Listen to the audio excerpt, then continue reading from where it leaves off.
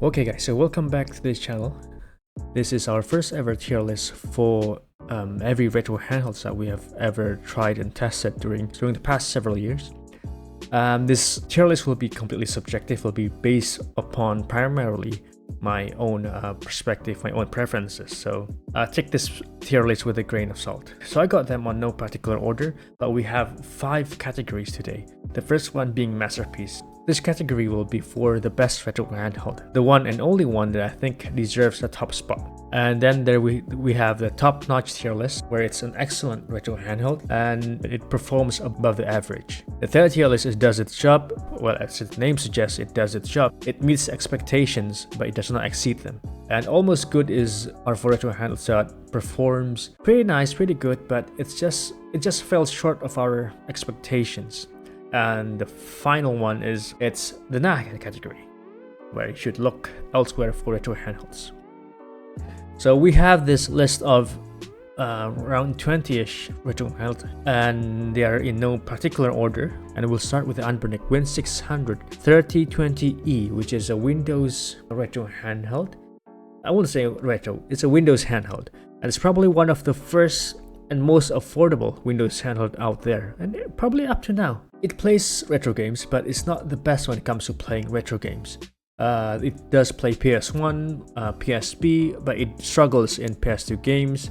And given the fact that it's not too powerful and it's a bit difficult to play with no keyboard, it will only be able to play some games.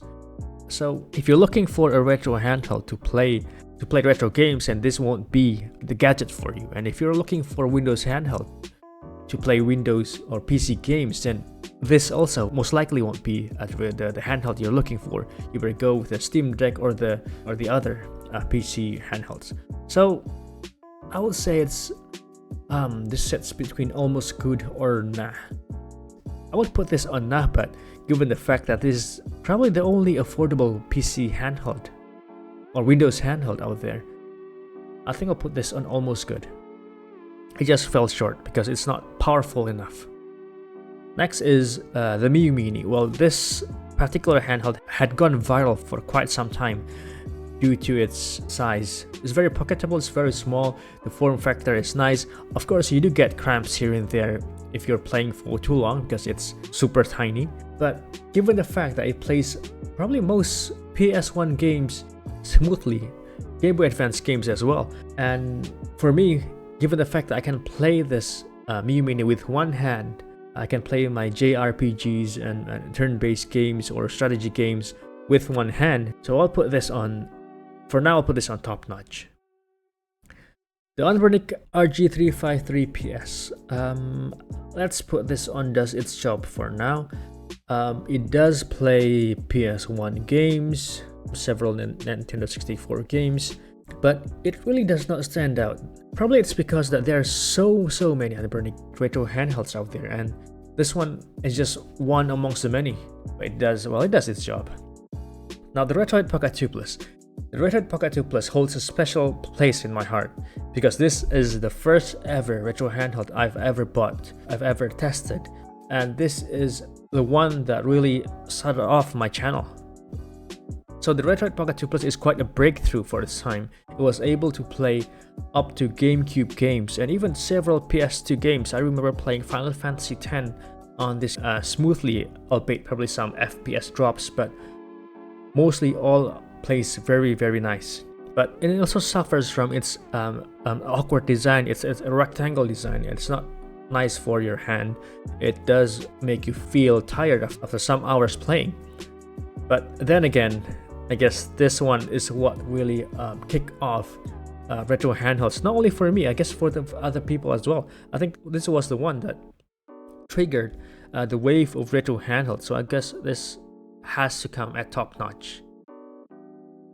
The Odin Pro, it is at its time the only retro handheld that was able to play PS2 games, I suppose. It was able to play PS2 games very smoothly without any FPS drop, although some might suffer from them. But it was a very interesting retro handheld at that time. But unfortunately, this gadget was on crowdfunding. So you have to pre-order them, and they suffered a lot of setbacks, of a lot of delayed release, and this made people pretty frustrated, including me. I received Odin Pro probably several months after it was being released, even though I pre-ordered them way before that. So when I received the Odin Pro, it was, I think for me, the excitement, the momentum is no longer there, and I felt like at that time that there will be more retro handhelds out there coming that will be able to play as good as the Odin Pro. And not only that, it's also quite pricey, so I would say it does its job. The Anbernic RG-ARC D, well, this is another one of Anbernic's innovative designs, I suppose. It does look like a Sega Saturn controller, but unfortunately, it does not play Sega Saturn games, and that's such a bummer. So, what positive does it hold? I guess nothing. Nah. Next is the Anbernic RG35XX. I think this is the equivalent of Miyoo Mini for Anbernic. I think it's the Anbernic's answer for the Miyoo Mini. It has a similar performance, probably a bit better than Miyoo Mini. I don't remember the specification. I'm not a technical guy, but it plays PS1 games, it plays Game Boy Advance games. It's a bit larger than the Miyoo Mini, so you won't have to strain your eyes too much. You can play with one hand probably, but it's not as comfortable as me playing one hand on the Miyoo Mini. But I guess I can put that on top notch. I think it's one of the devices that I played quite a lot because it was probably the perfect size. It's not as small as a Miyoo Mini, but it's just enough for you to be able to see what's going on inside that little screen. Next, Anbernic RG Nano. Well, this one is a very niche device.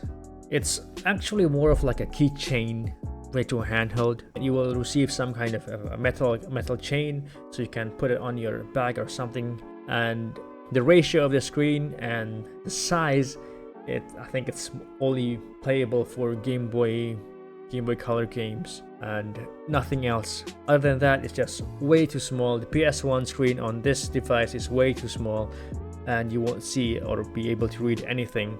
So it's either almost good or it gets some positives from me, because this is probably the only handheld at this size. This one's a difficult one. But I think I will go with nah, because well, it does not meet my preferences. I don't know what I can use this for, and if I want to play Game Boy or Game Boy Color games, I would prefer probably the Miyoo Mini on Anbernic RG35XX. Now the Anbernic RG28XX is, I think it's better than the Anbernic RG Nano. I think it's a small device, smaller than Anbernic RG35XX, and it plays PS1 games, Game Boy Advance games. It's nice. It's pocketable, it's horizontal, so it's not too much of a strain to play. It has some sleek design, and I'll put that on, does its job. Next is the Anbernic RG353VS, and the thing with Anbernic retro handles is that they release too many retro handles. So it's very hard to stand out, to put even one retro handle to stand out amongst the rest. I think I'll put that on, does its job. The Retroid Pocket 3 Plus, I think, yeah, top notch. It plays a lot of PS2 games, a lot of GameCube games, and amazing screen, amazing feel. It's not too pricey, and I think it would have been my go-to preference for playing PS2 games if I had enough time. The Retroid Pocket 4, I think I don't see much of why you should buy this one instead of the Retroid Pocket 4 Plus. So I think it's a difficult one, because at one side it was able to play PS2 games and it has some great performance, but at the other side it cannot compete with the Retroid Pocket 4 Pro. Of course, it's less pricier, but I think you gotta get the Retroid Pocket 4 Pro instead if you're looking to play PS2 games. So I guess, yeah, it does its job. That should do it. Now this one is a personal favorite. On the Anbernic RG503, I think it's one of the most underrated handheld out there from Anbernic, at least. It has an OLED screen during the time when none of retro handhelds had an OLED screen. Playing PS1 games on a large screen like this, and playing them on an old screen with a very compact and nice feeling on your hands, I think it deserves more recognition, so I'll put that on top notch. The Anbernic RG405 M is another one of those underrated devices. It plays PS2 games as well. I think I had some fun playing even Nintendo 3DS on this. It's an Android device, so you can also play other Android games. And but unfortunately, for this handheld, they released a batch of kind of faulty screens where they fell off from your handheld, and I got that one also. So even from the very beginning, that screen starts to fall off every now and then. I had to press that in to make sure that it does not fall out during testing. So performance-wise, this is nice, but I did not have a too good experience on it. So I'll put that on almost good because of that faulty screen batch. I heard that there are a lot of people complaining about this issue, so it's not just me. The Retroid Pocket Flip. When this was announced, I was very excited. The flip screen, I think it's just one of those nostalgic feeling that you want to feel again, like the Game Boy Advance SP, like the Nintendo DS. But when it was released, I was kind of disappointed because the analog controller was one of the worst analog that I've ever tried, and I think we're just used to Nintendo DS too much. So the bottom part of the handheld, it feels like such a waste for the bottom part of the handheld. It was just like a flat surface with some controllers, with some buttons on it, and that's it. Probably they could have added, probably, I don't know, just probably something that makes the gadget or the handle feels better on your hands. I don't know. But I was one of those ones that were excited at the start of the launch, but got quite disappointed. Yeah, so I think it's almost good. And then the Anbernic RG405V. This one is a nice handheld. It's a thick Anbernic RG35XX that is much larger, much thicker, and much more powerful. It has two analog controllers, and it's able to play up to PS2 games. I think rather than settling for the Anbernic RG405 M, I'll prefer this one, and it feels much better on your hands as well. Powkiddy RGB20S. The thing about Powkiddy handhelds are that they feel cheap on your hands, even though when they are not too cheap in price. So I think I'll prefer the other handhelds instead. Next, we got the Trim UI Smart Pro. I heard a lot of raving reviews on this handheld, on this particular handheld, but when I received it, it felt pretty cheap in your hands, and it's not an interesting handheld, but I think it does its job. That should do it for me. The Anbernic RG35XX Plus is the big brother of Anbernic RG35XX. It's just the more complete version. It's just the better version. But yeah, I think it can go to top notch. It's about the same with the Anbernic RG35XX, just with a larger battery, I suppose. Retroid Pocket 2S. I don't think this is good enough. It's not intended to play PS2 games. It does play several of them, but I think at this price point, I think you should go for the Retroid Pocket 3, Retroid Pocket 3 Plus, or any other devices. Powkiddy RGB30, I think is underrated. I think it's a nice handheld. It does still feel pretty cheap, but I think this is one of the underrated devices. I think it's nice to play NDS games on this one. I think this is the only Powkiddy handheld that feels nice. I think it's either between top notch and does its job. It does its job, although in an awkward screen. But I think it's fun to play with this handle, so it has that fun factor. Top notch.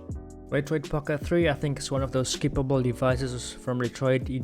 I don't think you actually need this. You just can go straight from Retroid Pocket 2 Plus to Retroid Pocket 3 Plus. So I think I'll put this on now, even though it has some nice performance, but you can just skip it and go straight to Retroid Pocket 3 Plus or straight to Retroid Pocket 4. The Miyoo Mini Plus is Miyoo Mini on steroids. It has better screen and better ergonomics, albeit the same performance, if I recall it well.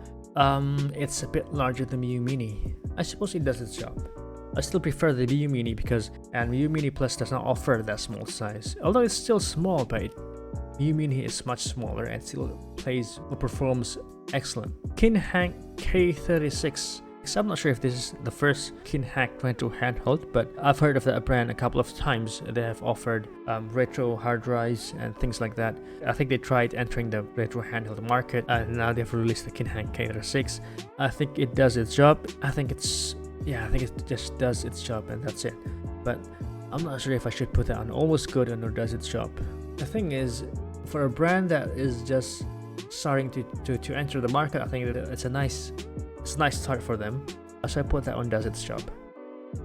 We've got two left. The Anbernic RG556. It is awesome. It is one of the largest ones in comparison with the other retro handhelds, but it feels amazing on your hand, even better than a Steam Deck, I would say. It feels like you're playing on your controller, and it plays up to PS2 games. Enough said, that should be top notch. And given that large screen, it does make such a difference. Retroid Pocket 4 Pro, it plays almost every PS2 games out there.